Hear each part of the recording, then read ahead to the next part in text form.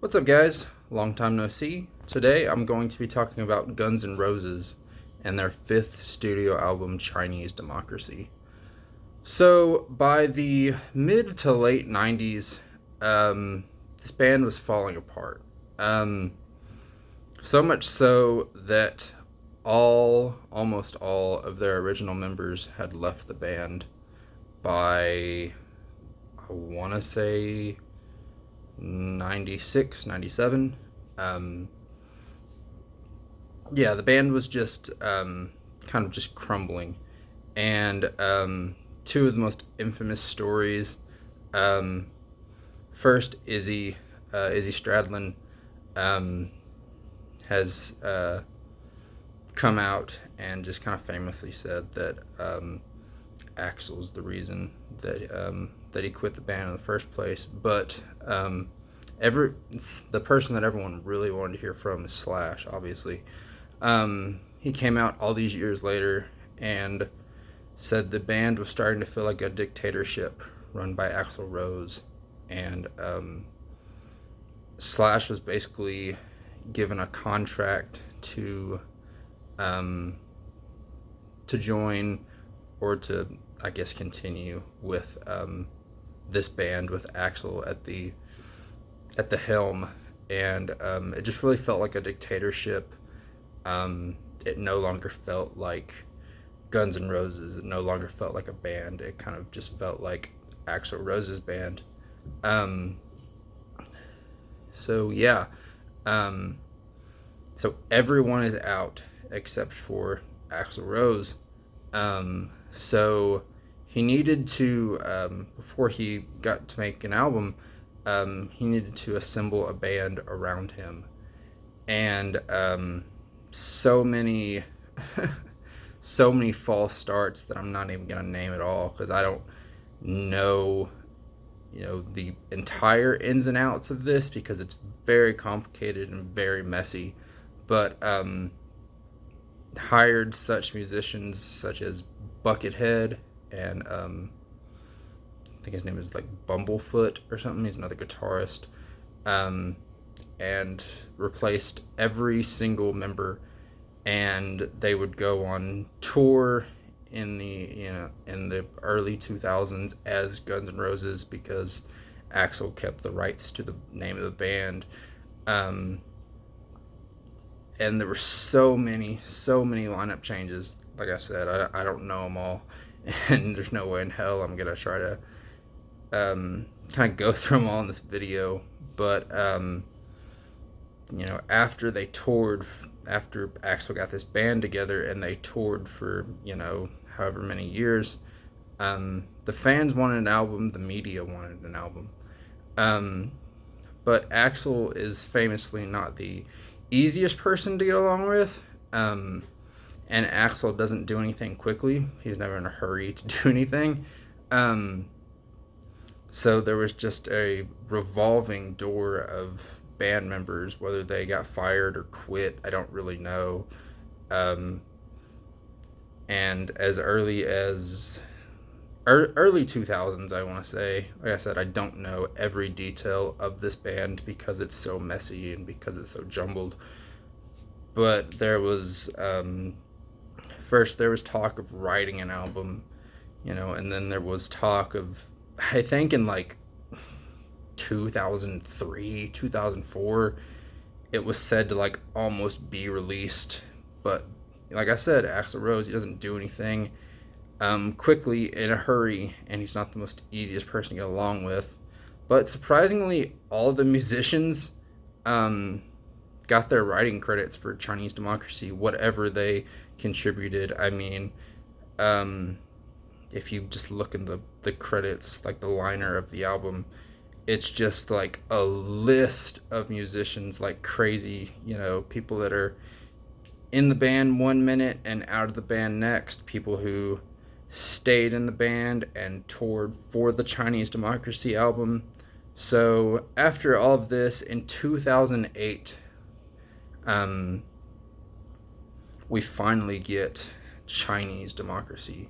Um, Oh, I forgot to mention that like a bunch of songs also leaked online at some point. I mean, if you're gonna take, you know, almost like 2 decades to make an album, not 2 decades, like like a decade, I guess, because the band kind of fell apart in '97. This album came out in 2008. You know, if you're gonna take a decade to make an album and you're gonna have a bunch of like you recorded this year but not this year, you're gonna have songs leak online.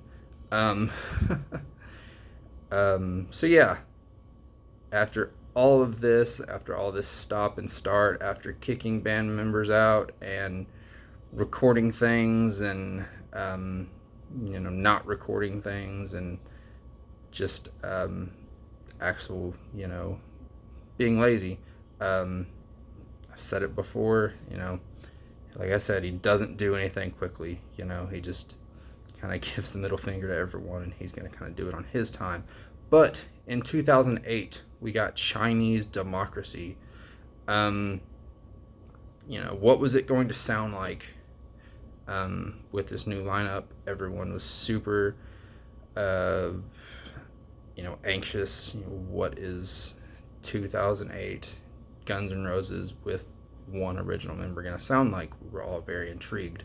So, without further ado, let's jump into the track listing. Alright, track number 1 is the title track, Chinese Democracy. And,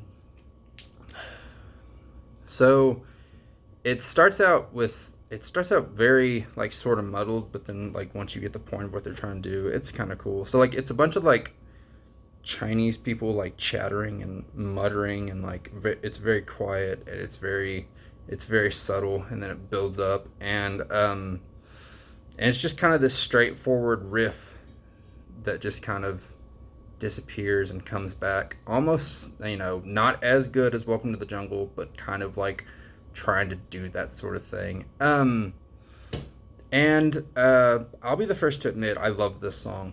We're not starting out on a sour note, but just great lyrics. I love the term, the phrase Chinese Democracy, because probably what got this album banned in China, but like it's being so sarcastic by calling China a democracy. It's so like so ironic and so sarcastic that it's just kind of funny. But yeah, the lyrics are really good. Just talks about how China kind of holds their people down and kind of just doesn't give it a second thought. Talking about the iron fist of communism, and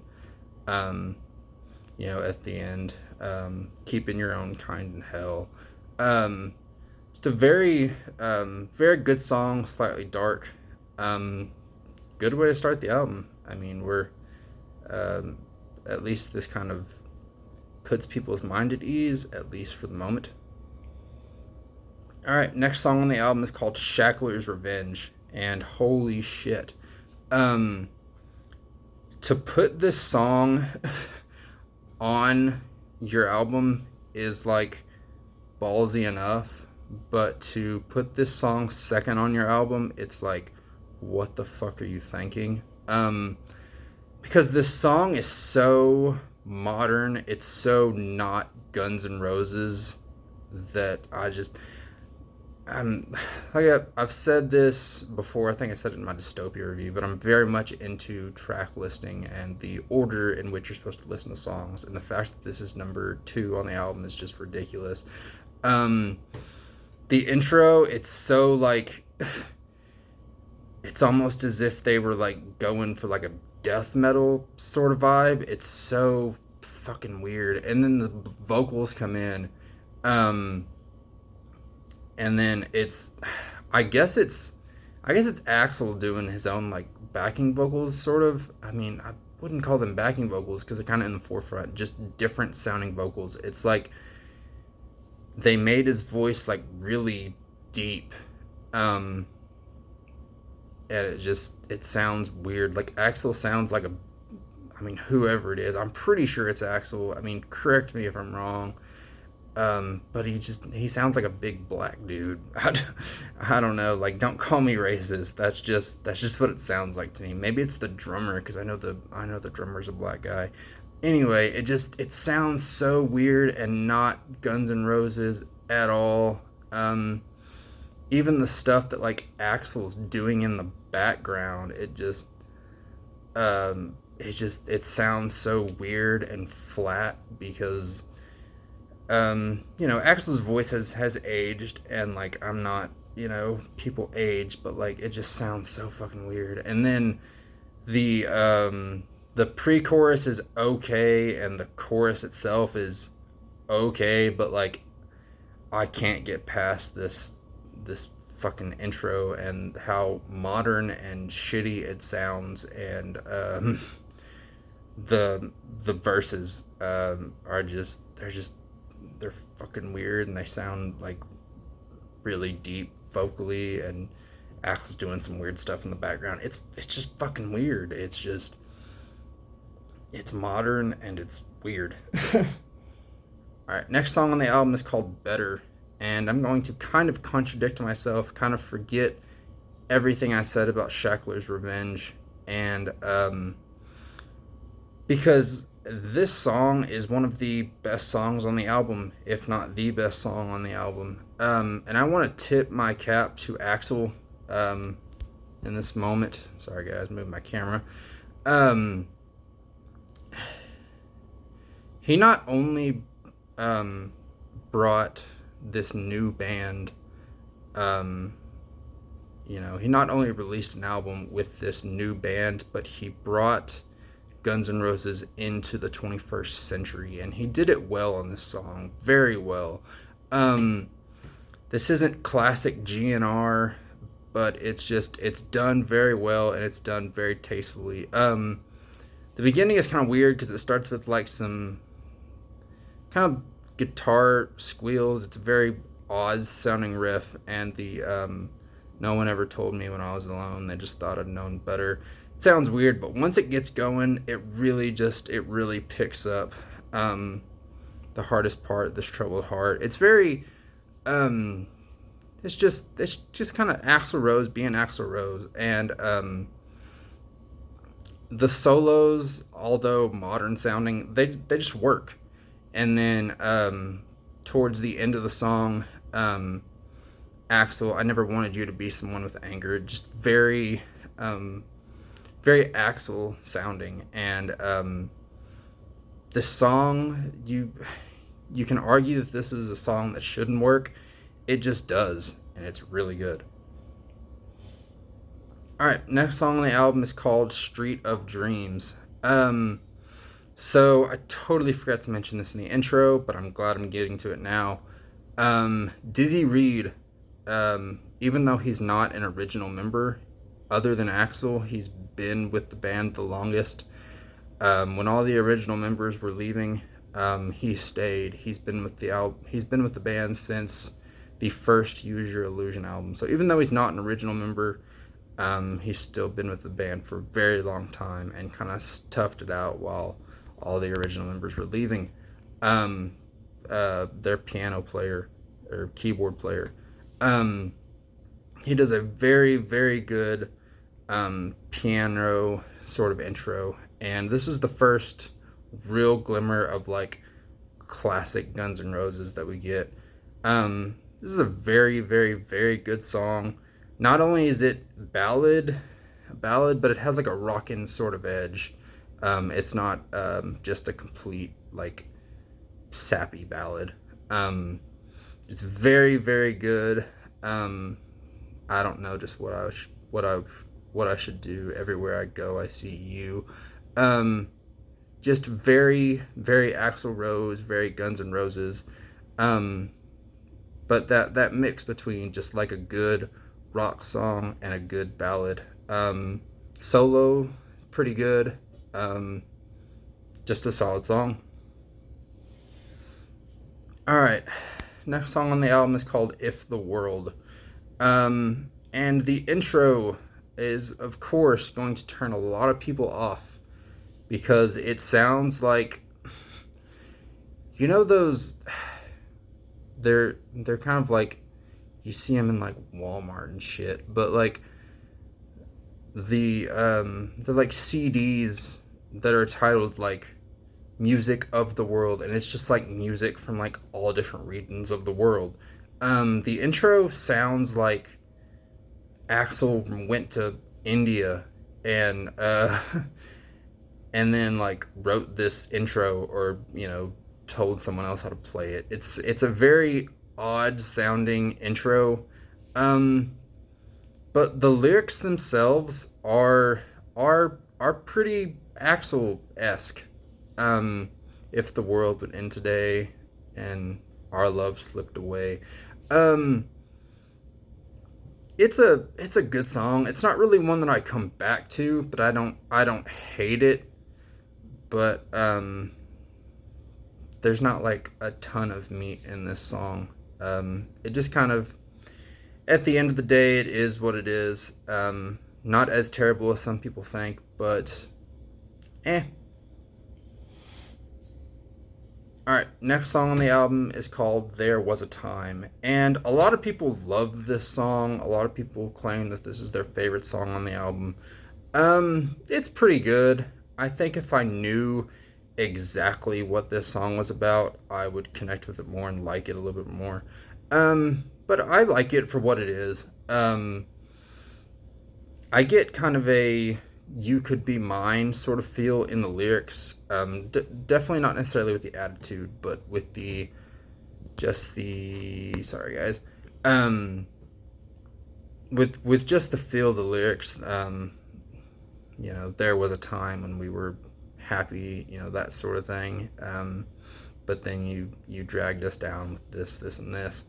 Um, I really like after the solo the "there was a time" lyric, just how it's done, how it's sang is very well written. I just, if I knew exactly what the song was about, it would kind of just push it over that line from being good to great, possibly. It's a pretty good song, and I will still listen to it, but it's not like one of my favorites on the album. All right, next song on the album is called "Catcher in the Rye," and once again, kind of a similar thing with "There Was a Time." I haven't read the book, so I don't know exactly what this song is about. Obviously, "Catcher in the Rye" is a super famous book, considered one of the like best pieces of literature ever written. All that stuff. Um, but I do like the chill sort of atmosphere of this song that just kind of carries it, and just works out. It just works out pretty well for what it is. And there's the I think it's like um, Axel's just going like na na na. It works pretty well for just this chill atmosphere that the band's trying to get across. Like I said, haven't read the book, so can't connect with it fully, but for what it is, it's okay. I'll listen to it occasionally, and it's a pretty chill song for what it is. Not bad. All right, next song on the album is called "Scraped," and this song is okay at best. I just don't find myself wanting to listen to it more and just coming back to it. Um, it kind of sounds like Axel's trying to do like his signature like yell and squeal sort of thing. People make the joke that it sounds like he scraped his knee or something. Um, it just sounds kind of odd. Um, it's a song about like just overcoming it all, and you try to stop us now. Um, and the the production choices on the song are kind of weird. Just the from the verses to the chorus, like Axel's change in his vocals is very just, excuse me, it's just kind of odd, and it's just an odd production choice, and it's just kind of weird. Yeah, the solos are okay. Once again, pretty modern. Um, But yeah, that's pretty much all I have to say about this song. Not terrible, but I don't find myself coming back to it. Alright, next song on the album is called Riyadh in the Bedouins, something like that. It's the, let me check.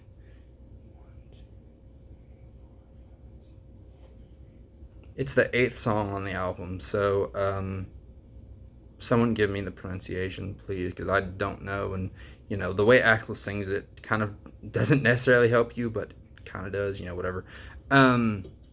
So the very intro is like it's very very subtle and it's very quiet, but it's almost like a Space Invader type video game sort of noise. And then the intro comes in, and oh my gosh, please someone agree with me. I know this sounds weird, but like, I used to watch American Idol, and kind of when I was a kid, I've always kind of considered myself a singer. I was in choir. I grew up in choir.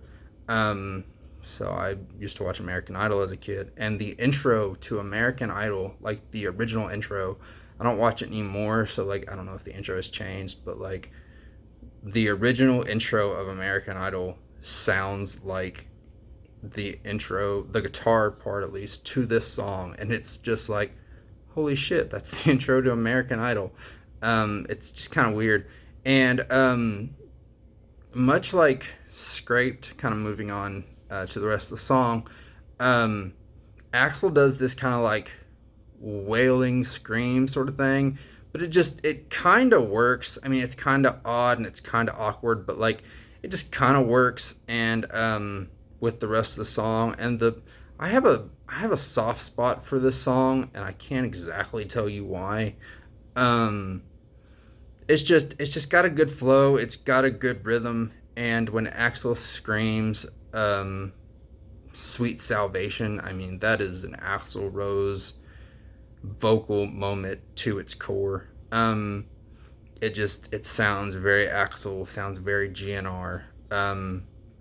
And for those reasons, it's not like one of my favorite Guns N' Roses songs ever. I don't like love this song to death or anything. It's a pretty good song that I have a soft spot for, and I still listen to it occasionally.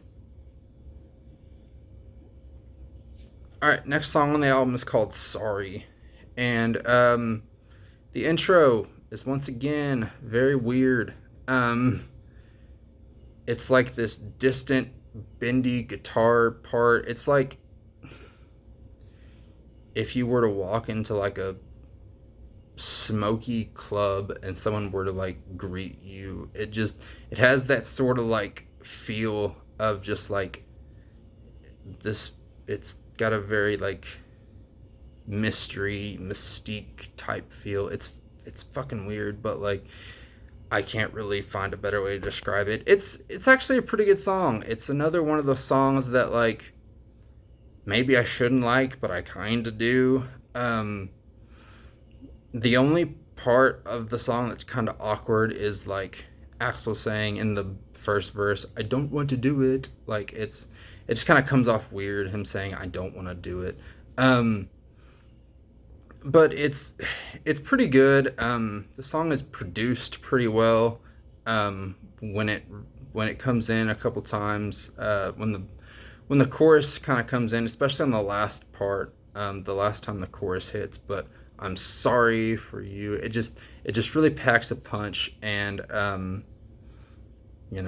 just kind of Axl asking people why they've turned their back on him, that sort of thing. Maybe it's geared towards Slash or some of the other original members. We may never know, but it's a pretty good song. It's got a pretty decent solo, and once again, it's not like fantastic, but it's pretty good. It's pretty solid for what it is. Yeah.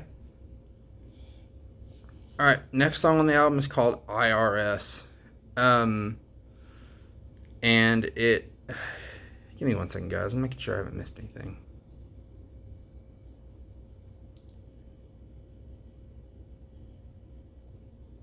Yeah, sorry guys. There are 14 tracks on this motherfucker. So, forgive me if I just think that I've missed something, but no, I haven't. Next song on the album is called IRS. It's it's kind of weird. It starts out with like these electronic drums, um, and Axel just kind of sounding just a little too thin and whiny. Is it true what they say of you? And it's just, and then the the verses, Axel pretty much like names like every protection agency in the United States. It's weird.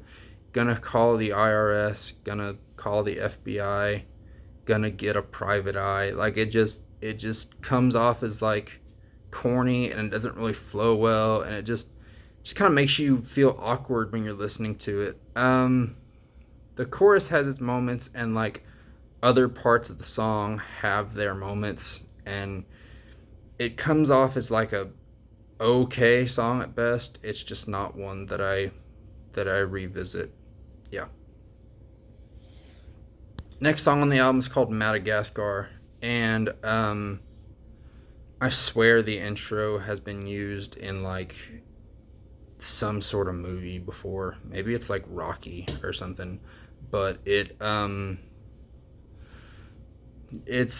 this is a very very good song. It's very inspirational. I won't be told anymore that I've been brought down by the storm, left so far out from the shore.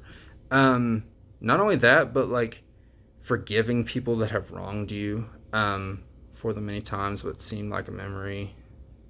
Um, what is it? I forget because I'm just filming this and on the spot. This happens a lot on this channel, but I need to remember lyrics better.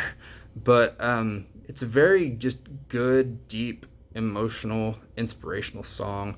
And then when we get towards the middle, the song just kind of drops off and plays like a pre-recorded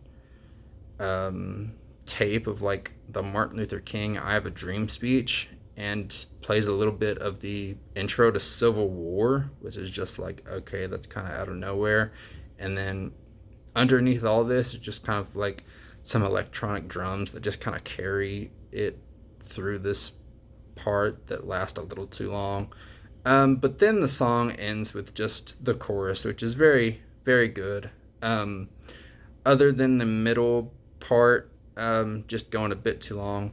Pretty good song. I enjoy it. I come back to it. It's nice. All right. Next song on the album is called "This I Love." And this is classic Guns N' Roses 101 ballad. It's done very, very well. The piano on this song is on point. Just Axel just like pouring his heart out in the best way. Even admitting that to himself or to the person that he's talking to, that his pride has gotten in the way. Very grandiose, very big, almost like the November Rain of this album. The solo is done pretty well. Just a great big Guns N' Roses song. What more can you ask for? Last song on the album is called "Prostitute," and yeah, I mean a comeback. This huge comeback album. An 80s band is going to end their album with a song called "Prostitute." It's somewhat fitting, in an ironic sort of way. But this song is actually decent. It's not the song that I would choose to end the album on. I would choose to end the album on "This I Love" or "Street of Dreams," but leaning more towards "This I Love." Song is okay. It's got some good vocal moments, and towards the end, they're kind of doing some crazy guitar stuff, which is once again kind of modern, but like it just kind of works for this song. It's kind of whatever. Yeah, and it's good for what it is. It has some playback value, but yeah, 14 songs. We are done. Um, Let me make sure that I haven't missed anything. Yeah, awesome. Sorry guys for checking again, but I have a habit of just kind of forgetting songs because I'm on the spot here. Thank you guys so much for watching. Don't forget to like, comment, and subscribe. Let me know what you guys think. Thank you so much for watching. God bless. Bye bye.